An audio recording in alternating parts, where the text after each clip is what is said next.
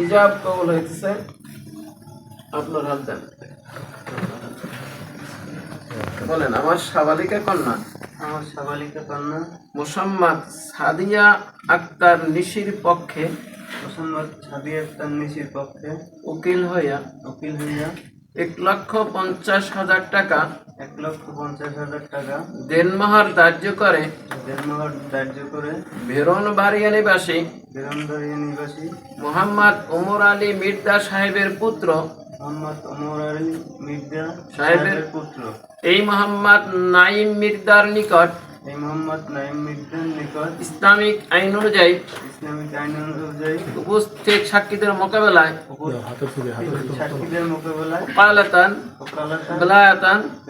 নিকাহ দিলাম।